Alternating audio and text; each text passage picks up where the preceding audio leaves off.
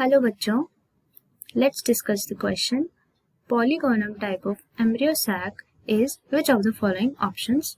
Option 1 is 8-celled, 2 15 nucleated, 3 haploid and 4 exosporic. Question ये पूछ रहा है कि polygonum type of embryo sac इनमें से क्या होता है। तो आइए समझते हैं सबसे पहले हमारा की कंसेप्ट।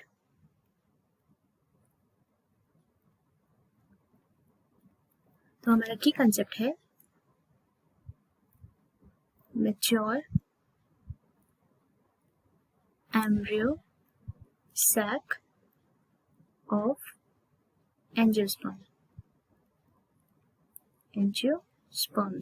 राइट। यहाँ पे किस एम्ब्रियो सैक की बात हो रही है? Mature embryo sac of angiosperms की। तो हमारा फर्स्ट पॉइंट है पॉलीगोनम टाइप क्या होता है। पॉलीगोनम टाइप का मतलब होता है एक नॉर्मल एम्ब्रियो सैक, एक नॉर्मल एम्ब्रियो सैक जो डेवलप कर रहा है चैलाजियल मेगास्पोर से, डेवलपिंग फ्रॉम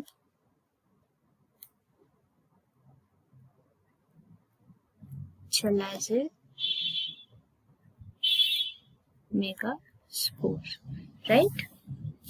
एक नॉर्मल एम्ब्रियो सैक जो कि डेवलप कर रहा है चैलाजियल मेगास्पोर से, उसको पॉलीगोनम एम्ब्रियो सैक बोलते हैं। तो आइए समझते हैं सबसे पहले ये क्या है।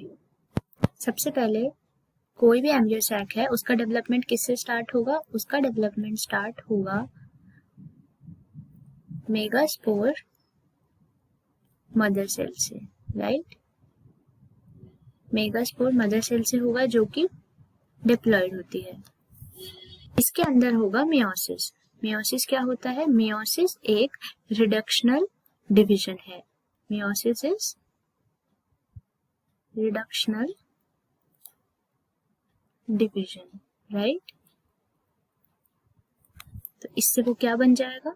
इससे हमें मिलेगा मेगास्पोर और वो होगा एज मायोसिस रिडक्शनल डिवीजन है तो हैप्लॉइड होगा, या कह सकते हैं मेगास्पोर टेट्राहेड मिलेगा। देखते हैं आगे कैसे।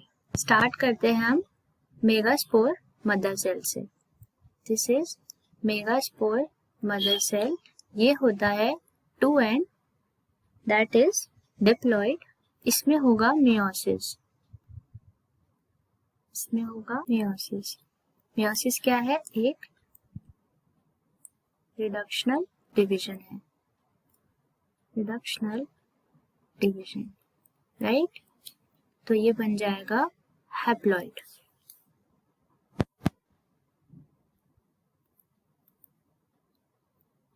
And that is haploid. Meiosis 1, अब होगा मियोसिस 2, तो हमें मिल जाएंगे टोटल 4 मेगास्पोर्स।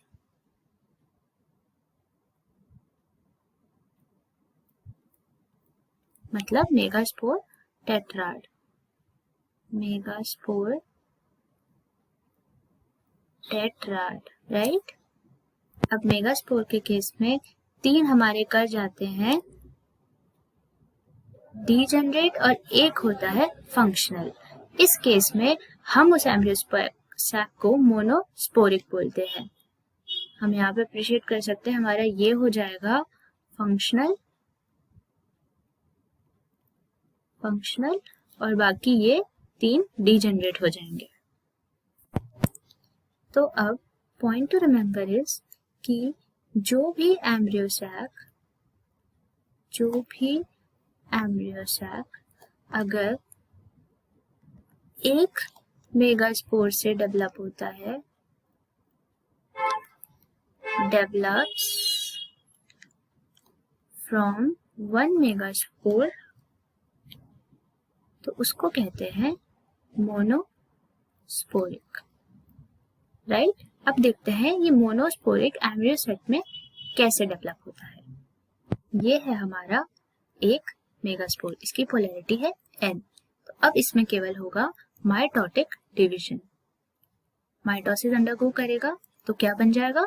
पहला माइटोटिक डिवीजन हुआ, 2 सेल बन गए, दोनों एक एक पोल पे चले गए, दूसरा माइटोटिक डिवीजन हुआ,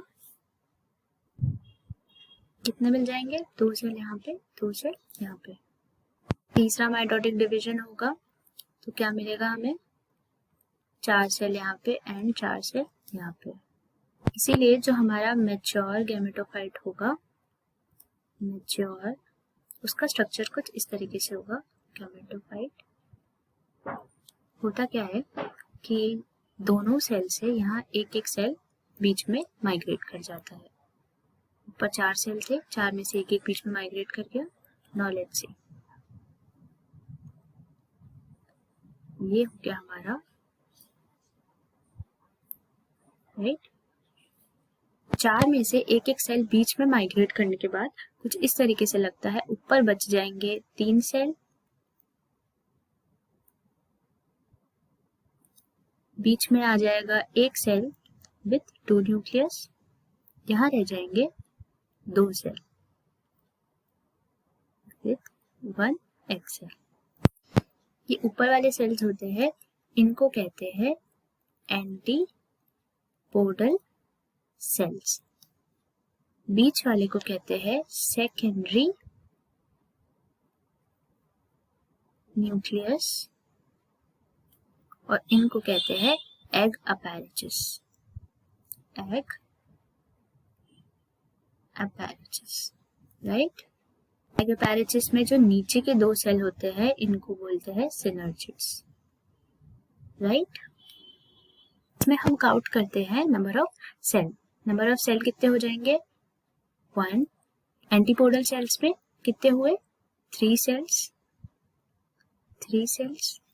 सेकेंडरी न्यूक्लियस में सेल एक ही है, 1 सेल, एंड एग अपैरेचस में 3 सेल्स।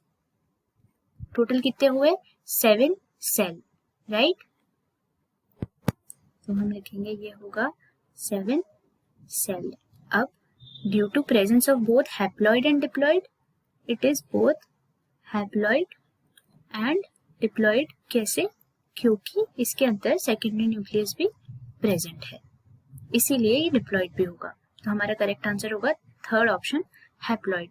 8 सेल हो नहीं सकता क्योंकि 7 सेल है। 15 न्यूक्लिएटेड नहीं हो सकता क्योंकि 8 न्यूक्लिएटेड है। एक्सोस्पोरिक नहीं हो सकता क्योंकि मोनोस्पोरिक है। तो हमारा आंसर होगा third, haploid. That is why our correct answer would be, correct answer would be third option, haploid. I hope you understand. Thank you so much and all the best.